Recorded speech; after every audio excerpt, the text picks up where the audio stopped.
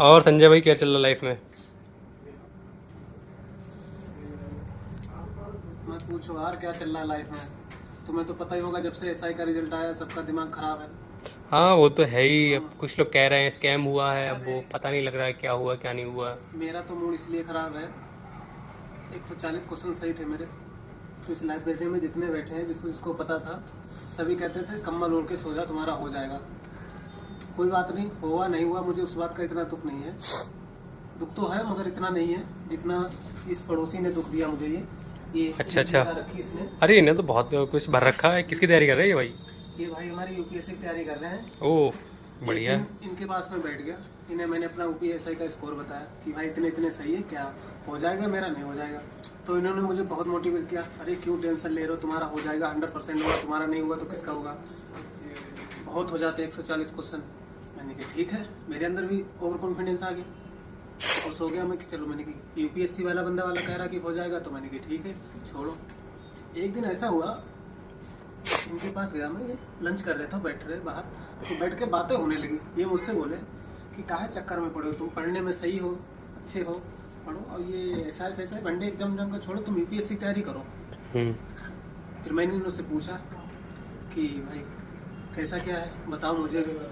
तो इन्होंने जब भाई ज्ञान देना शुरू किया, लमसम मेरा आधे घंटे तक इनका ज्ञान चला।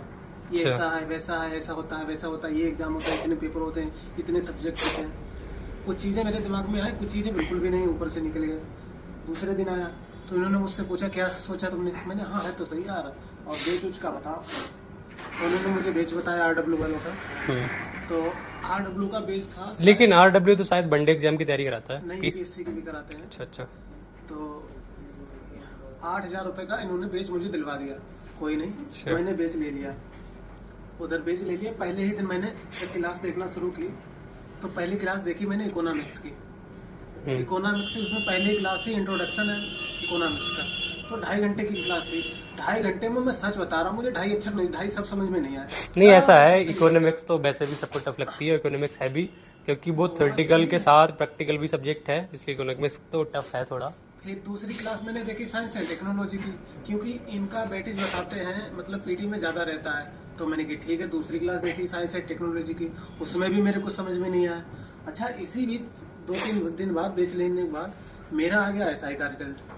आप लोगों को तो पता ही होगा एसआई की कट ऑफ कितनी गई। हाँ ऐसा ही की तो बहुत भी है। लमसम 145 जिनके क्वेश्चन थे उनका हुआ 145 प्लस ओबीसी का हुआ है शायद, और 148 प्लस हुआ है जनरल का। वालों का। ये शायद फिजिकल की गई है ना, फाइनल तो अभी बढ़ेगी। फाइनल अभी लमसम ओबीसी वाला भाई 150 और जनरल वाला 155, 160 में से। तो कोई नहीं, दुख तो हुआ थोड़ा बहुत, 1-2 दिन बुरा भी लगा।